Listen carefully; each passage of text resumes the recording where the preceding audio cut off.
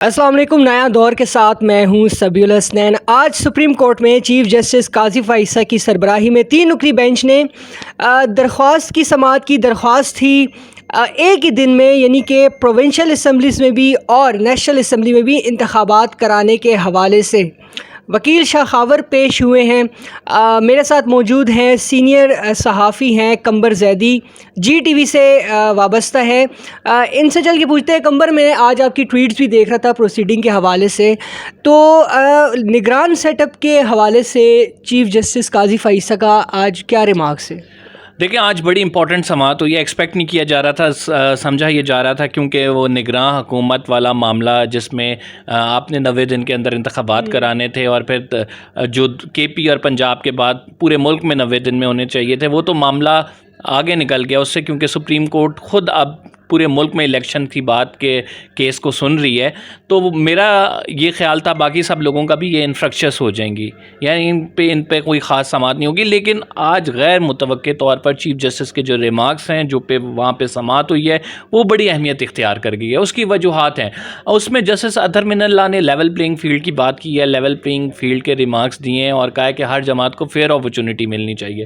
پھر chief justice of Pakistan نے اس میں کیئر ٹیکر سیٹ اپ کا پورا ذکر کیا کہ یہ کیئر ٹیکر سیٹ اپ بنا کس طرح آیا, یہ وکیل سے سوال کیا ہے. پھر چیف جسٹس آف پاکستان نے اس میں آرڈر آف دا کورٹ کی بات کی ہے کہ آپ کا جو درخواست تھی, جو شاخاور صاحب جس کو دیکھ رہے تھے, اور وہ بیسکلی درخواست یہ تھی کہ سپریم کورٹ کے پاس یہ لوگ آئے تھے اور سپریم کورٹ سے یہ چاہتے تھے کہ ایک ہی دن تمام ملک میں انتخابات ہوں. اس پر آج بینچ کی جانب سے جسٹس قاضی فائزہ اور جسٹس اطہر من اللہ نے کہا ہے کہ آئین میں مفاہمت کا کہاں مطلب, یعنی یہ ہم نے آئین کے مطابق فیصلہ کرنا ہوتا ہے, یہ ہمارا بلیک اور وائٹ میں ہوتا ہے کہ یا پھر آئین پہ آپ چلیں گے یا پھر نہیں چلیں گے. یہ بیچ کی بات, مفاہمت کی بات کہ تمام جماعتوں کو مل کے الیکشنز کرنے, تمام جماعتوں کو ایک پیج پہ ہونا چاہیے اور ملک میں ایک دن انتخابات ہونے چاہیے, کیا اس تمام معاملے میں آئین کی خلاف ورزی ہوئی ہے یا نہیں ہوئی؟ جسٹس اطہر من اللہ نے کہا کہ میں ایکسپیکٹ یہ کر رہا تھا کہ آپ یہ درخواست دائر کریں گے کہ 90 دن میں انتخابات نہیں ہوئے, آئین کی خلاف ورزی ہوئی ہے تو اس پر ایکشن لیا جائے. پھر جسٹس اطہر من اللہ نے کہا کہ 90 دن میں الیکشن نہ کرانا ایک کانسٹیٹیوشنل ایبروگیشن ہے, یعنی آئینی خلاف ورزی ہے, ڈیویشن ہے, اور that must be followed by the consequences, یعنی اس کے نتائج بھی ہونے چاہیے. تو جسٹس اطہر من اللہ کی جانب سے جو یہ ریمارکس دیے گئے, جسٹس قاضی فائزہ نے بھی کہا کہ دیکھیں, بیچ کی تو کوئی بات نہیں ہوتی نا, یا آئین پر عمل ہوتا ہے یا نہیں ہوتا. جس پر شاخاور صاحب نے کہا کہ اس ٹائم ایسی صورتحال بن گئی تھی, تمام جماعتوں کو جو ہے, آپ کو پتہ ہے کہ اس ٹائم بلایا گیا, ان سے پوچھا گیا, پھر P T I us consensus پہ نہیں آئی. پھر آرڈر آف دا کورٹ کی بات ہوئی. چیف جسٹس نے کہا کہ آرڈر آف دا کورٹ اس میں دکھائیں. بیسکلی چیف جسٹس یہ کہنا چاہ رہے تھے, آپ کو پتہ ہے تھوڑا سا میں آپ کے ناظرین کے لیے, کہ اس time order of the court پہ بڑے ایشوز آ رہے تھے. یہ ذرا اپنے ہمارے ویورز کو ذرا بیک گراؤنڈ بتائیں. اس time order of the court پہ بڑے ایشوز آ رہے تھے, جو آپ کو پتہ ہے 4 کا فیصلہ, پھر 4-3 کا فیصلہ, یا پھر جو اس ٹائم میں ججز تھے, 7 ججز جو بیٹھے تھے, 4-3 کا فیصلہ تھا یا پھر 3-2 کا فیصلہ تھا, وہ اس بڑی ڈسکشن بنی ہوئی تھی. تو اس ٹائم پہ چیف جسٹس نے کہا کہ ایک ایسی درخواست جو کہ آتی ہے کہ ملک میں انتخابات ہونے چاہیے, ایک ساتھ ہونے چاہیے, اس پہ آرڈر آف دا کورٹ کہاں ہے؟ فاروق ایچ نائک صاحب نے عدالت کو بتایا کہ اس پہ کوئی آرڈر آف دا کورٹ ہے ہی نہیں. انہوں نے کہا کہ بڑی سمپل سی بات ہوتی ہے, آرڈر آف دا کورٹ یہ ہوتا ہے کہ تمام ججز کے اس پر دستخط ہوتے ہیں, ایک ون لائنر ہوتا ہے, کنسائز سا آرڈر آف دا کورٹ ہوتا ہے, لیکن اس معاملے پہ ہمیں آرڈر آف دا کورٹ نظر نہیں آ رہا. تو چیف جسٹس نے کہا کہ اصل جھگڑا ہی اس بات پر تھا کہ پتہ نہیں تھا, یہ اصل معاملہ, اس پورے معاملے پر جھگڑا یہ تھا کہ ہمیں یہ نہیں سمجھ آیا کہ آرڈر آف دا کورٹ کیا ہے. یہ وہی درخواست تھی جو کے پی اور پنجاب میں انتخابات کرانے سے, جی, یعنی کہ سابق چیف جسٹس عمر عطا بندیال کے دور میں. تو بیسکلی یہ بھی ایک, آپ یہ کہہ سکتے ہیں کہ چیف جسٹس مختلف سماعتوں میں جہاں پہ ہائی لائٹ کر رہے ہیں کہ پچھلے دور میں کیا کچھ ہوتا رہا, یہ بھی اسی سلسلے کی ایک کڑی تھی کہ آرڈر آف دا کورٹ نہیں آیا. انہوں نے کہا کہ بڑا عدالتوں میں بڑا سمپل ہوتا ہے, آرڈر آتا ہے, اس کی حمایت ہوتی ہے, مخالفت ہوتی ہے, یہ کبھی کوئی نہیں کہتا تھرڈ پارٹی کے آرڈر ہے کیا, یہ تو سمجھ ہی نہیں آ رہا. تو یہ بیسکلی بات ہوئی عدالت میں, اور اس کے بعد پھر جو معاملہ آیا پھر کیئر ٹیکر سیٹ اپ کی طرف آیا.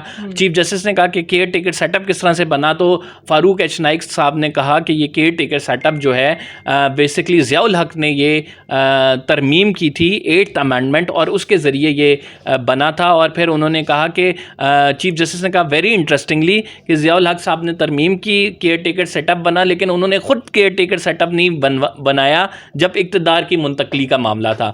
پھر 2 ملک میں ایسے انتخابات ہوئے ہیں جس میں 2002 کی بھی بات کی گئی کہ جن میں کیئر ٹیکر سیٹ اپ کے بغیر جو ہے حکومتیں منتقل ہوئی ہیں.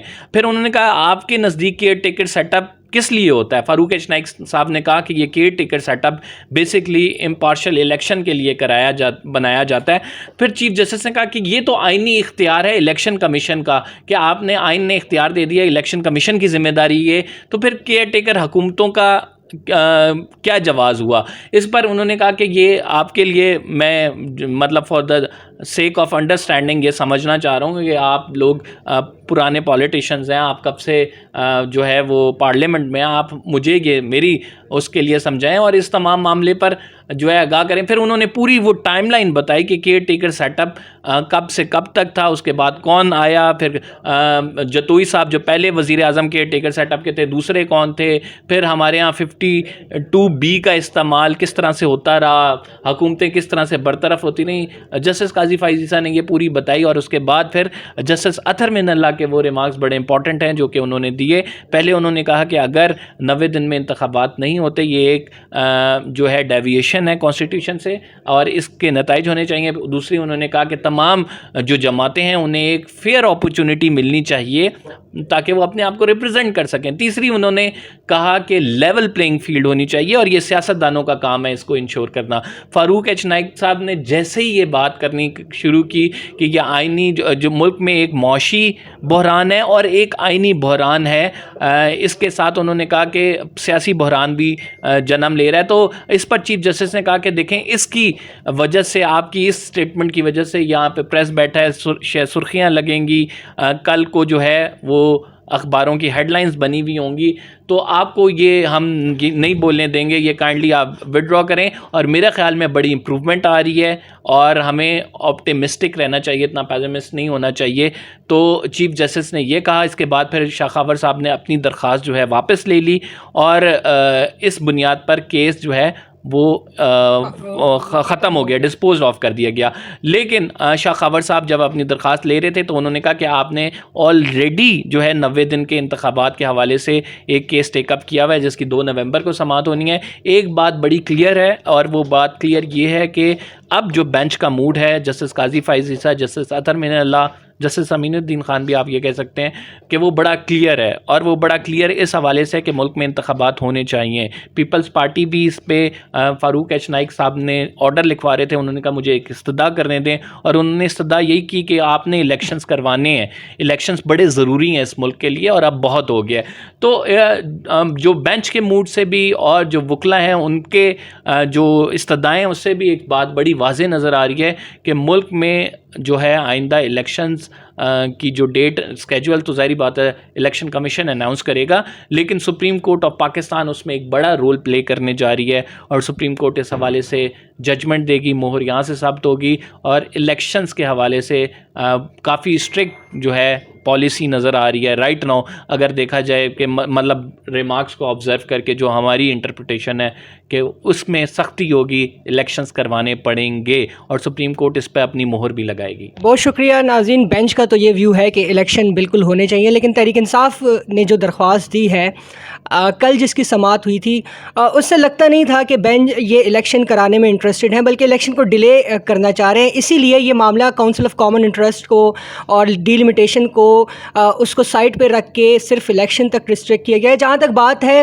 لیول پلینگ فیلڈ کی, تو جب پنجاب میں اور کے پی میں الیکشن نہ کرانے کے حوالے سے کیسز کی سماعت ہو رہی تھی تو ہمیں تحریک انصاف کے وکیل خود بتاتے تھے کہ اس دفعہ پی ڈی ایم جو ہے وہ مشاورت اور مذاکرات کے لیے بہت سنجیدہ ہے, لیکن چیئرمین تحریک انصاف عمران خان مذاکرات کی میز پر آنے کے لیے تیار نہیں ہے. فی الوقت کے لیے اتنا ہی. اللہ حافظ.